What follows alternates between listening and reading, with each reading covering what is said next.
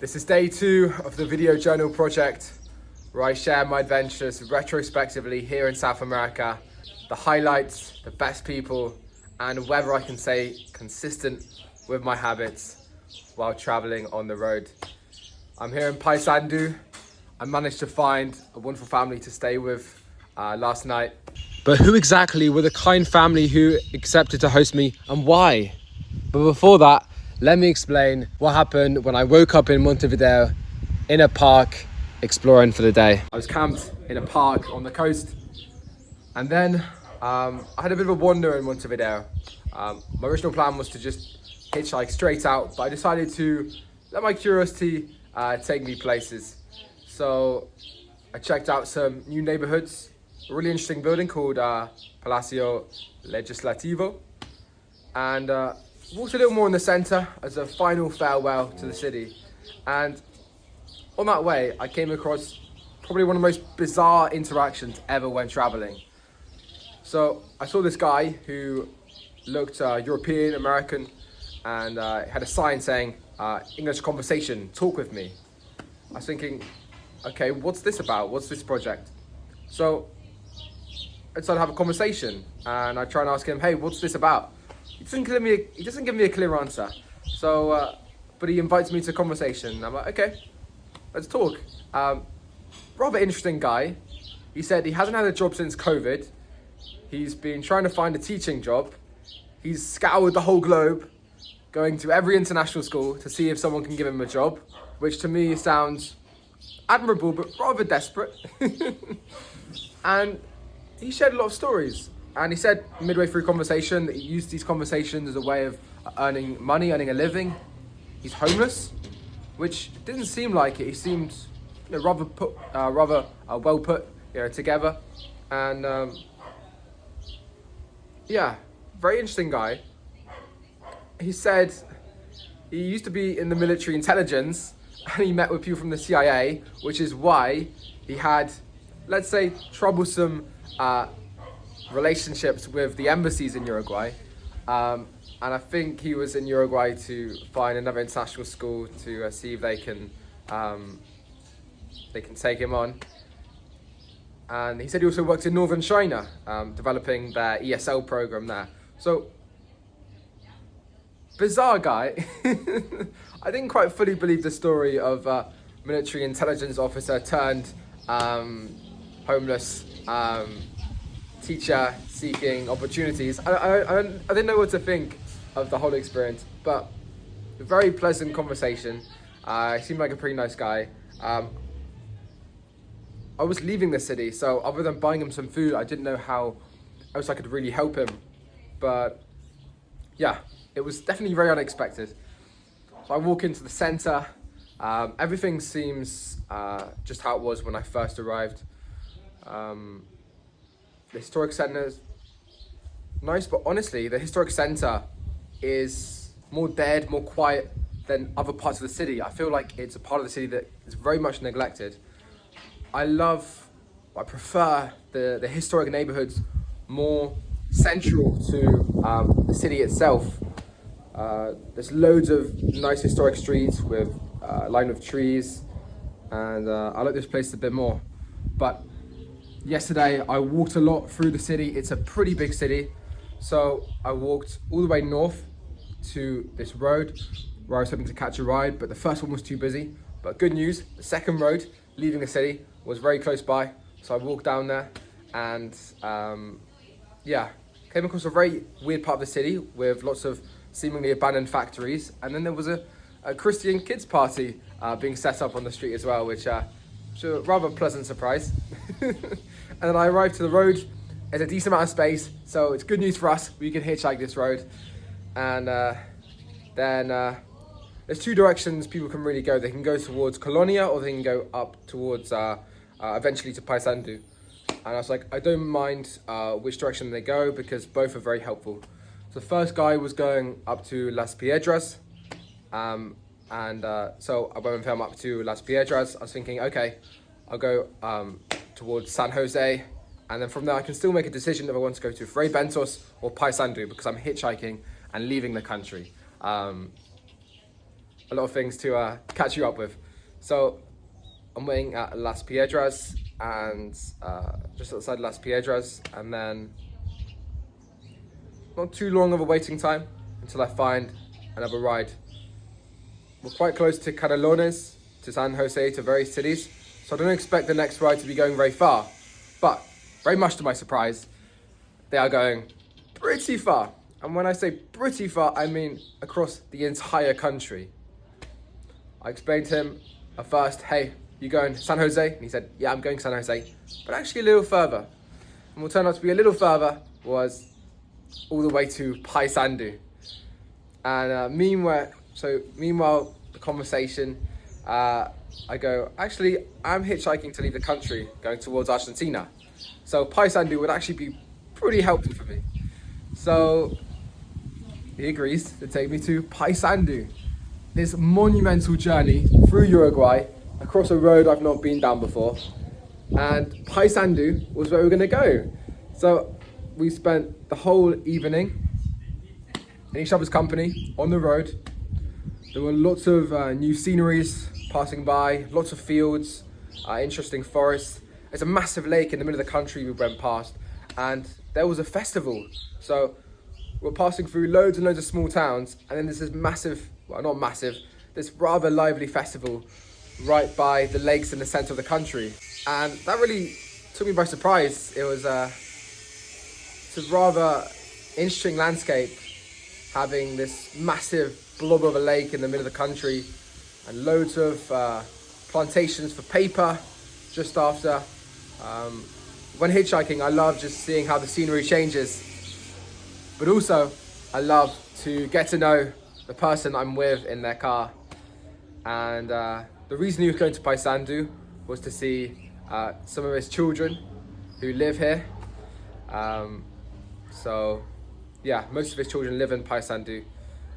So while he spent Christmas and New Year's back in Montevideo, he was going to go to Paysandu to see them. And yeah, on the way, we stopped at a gas station and he asked if I'm a bit hungry. And I said, yeah, a little bit, but it's okay, I'll get some food later. But he insisted. He ferociously grabbed a sandwich from the gas station and this chocolate milk drink. And I told him like a massive thank you for that, because I was pretty hungry at that point. And on the journey, I tuck into this massive Milanese sandwich. And gas station food, I have low expectations for, but this was a solid, massive burger. Honestly, you can't really expect any more from a Milanese burger. That was amazing. And this chocolate milk drink that I've been recommended to try so many times. I've been recommended to try it so many times, and nothing special, but it was a nice chocolate milk drink to wash down the Milanese with. It was a great bit of food, and really, considering I'd not eaten anything all day, as an early evening bit of food, that was pretty nice. So while the conversation dries out, he invites me to put anything I want for the CarPlay. I didn't listen to music, so I put on a nice, good podcast, and I watched the entire hour episode in the last remaining time we had together on the way to Paysandu. We arrived in Paysandu in the evening. He dropped me off in the center.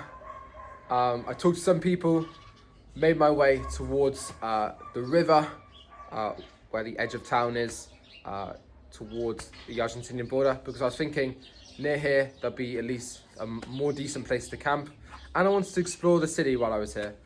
And I keep walking along this road on the kind of riverside of the city, and I come across this pizza restaurant, and I doubt asking people at the pizza restaurant. They seem really busy. I was planning on asking the staff, but something pulled me to go into the pizza restaurant and ask anyway.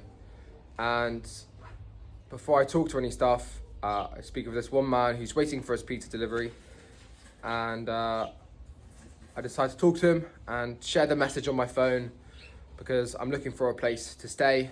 I want somewhere comfortable, but my rule is I must stay somewhere completely for free. So I was hoping to find somewhere decent to charge my phone and to sleep for free. And he seemed rather friendly. He said he had to go off to answer phone call. But something gave me a really good feeling about this. So I tentatively wait and I talk with his son on the phone. And at first I couldn't hear him. I don't know how to use phones. You go speaker, you can hear them. You don't go speaker, I can't hear them. But I spoke with him and he casually said, yeah, we've got some space for you. You can come and stay with us. And inside I was like, wow, that's amazing. That would be so wonderful for tonight, to be in the company of a nice family, to have everything I could possibly need for the evening. It's yet another episode of wonderful hospitality here in Uruguay. So I enthusiastically accepted, and he said to follow his dad. He was gonna take me home and I was gonna meet him there at the house. In fact, where I am now. So I arrive, they push me into the shower. I get a well-needed shower here. It's very humid and hot here in Paysandu. That was my first impression of the place. So to have a shower was a pretty good experience. I put back on my old clothes and they told me that the family's ready to eat the pizza. So we head into the garden, this patio area here, and I meet the son's grandparents, and then we go and have some pizza. It was a cheese and ham spread of pizza on the table here with faila, which is it's like pizza but without anything on it. Pretty nice. And also his dad made these little rolls with, I think, bacon and garlic in. Pretty nice. Nice to have homemade food here.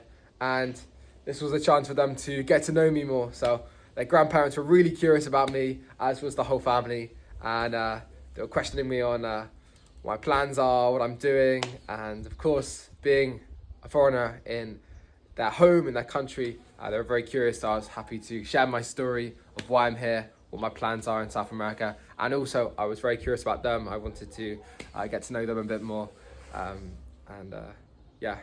They felt very at ease with me being here, and I felt pretty welcome here, especially with lots of food and the generous nature of the family here.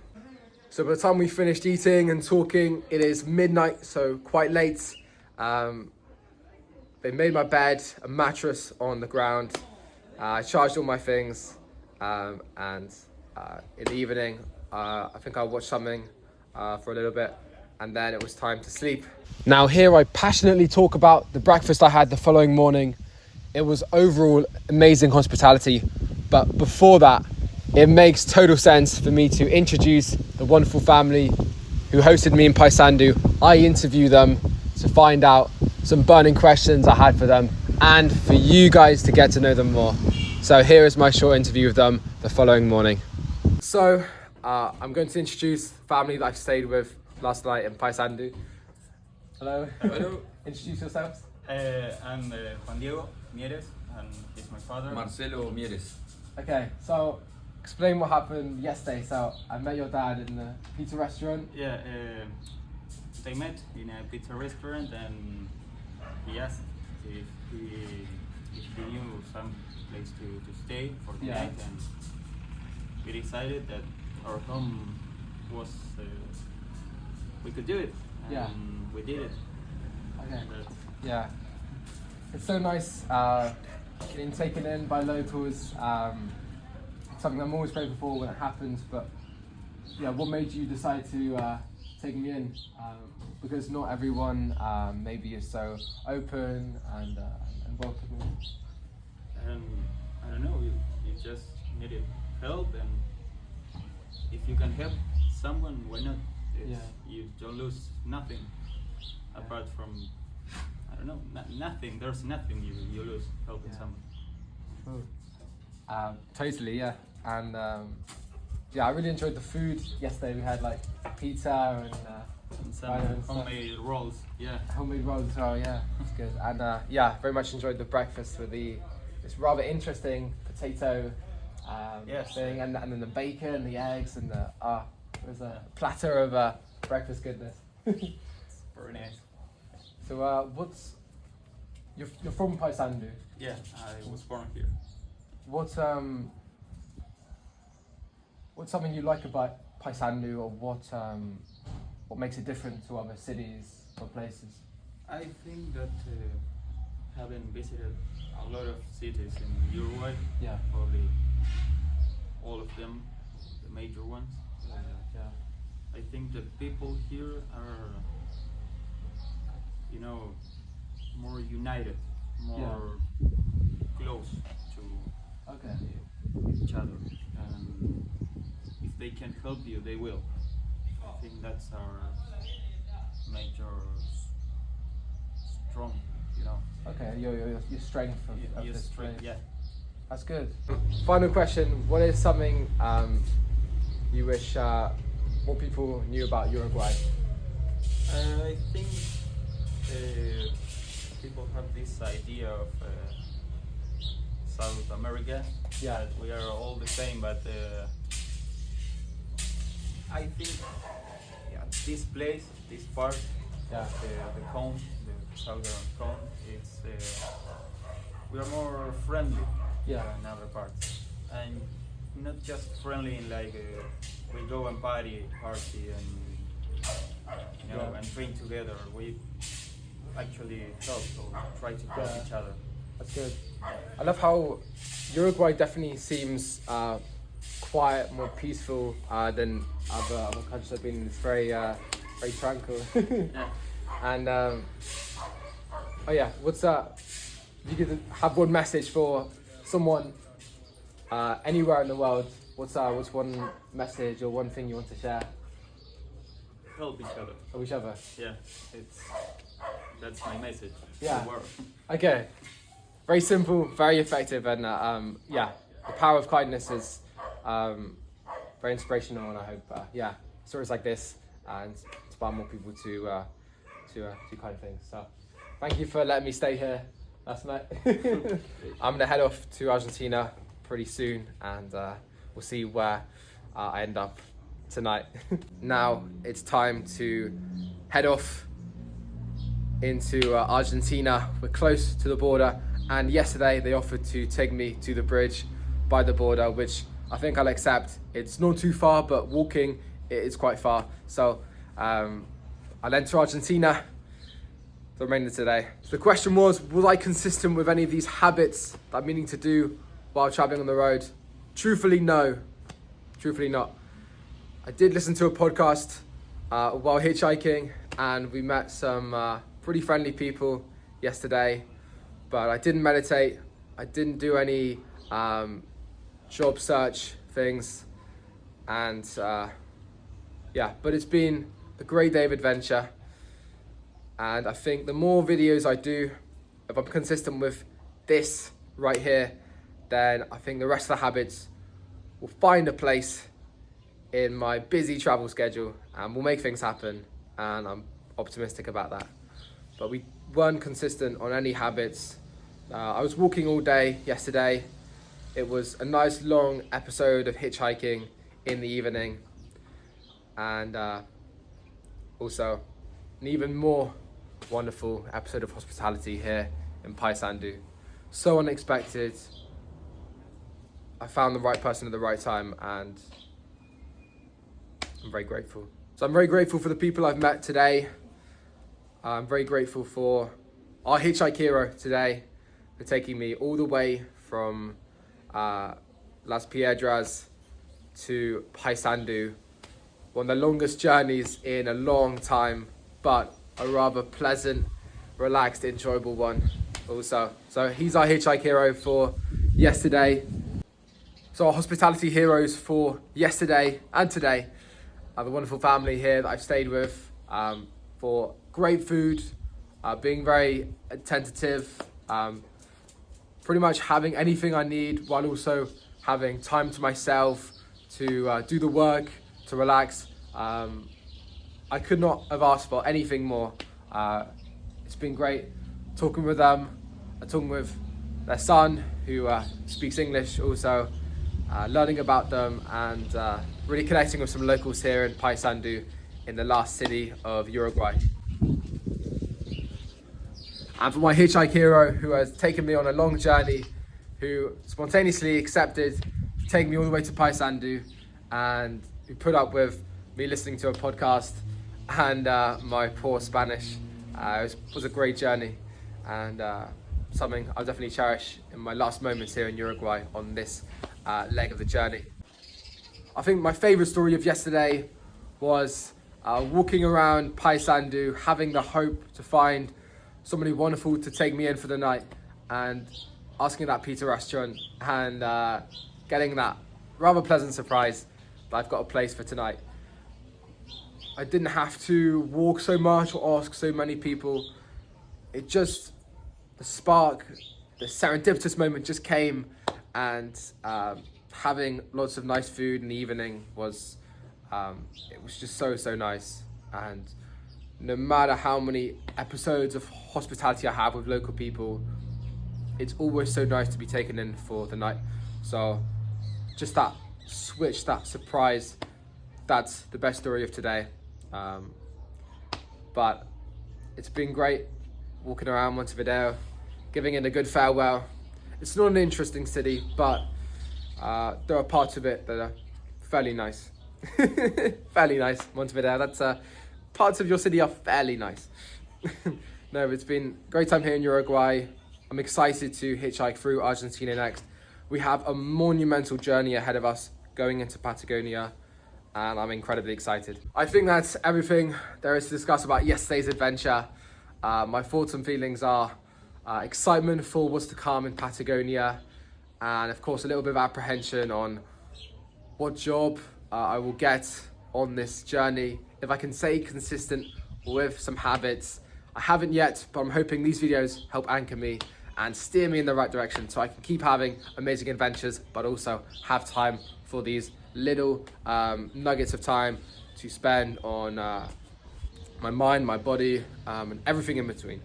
So yeah, today, if I can fit a little bit of time, meditate, or do something else, then that'll be something I can be proud for the next video. Lesson I learned yesterday was to always trust the process and keep that hope in your head, because you never know who you'll meet around the corner and what experiences you can have.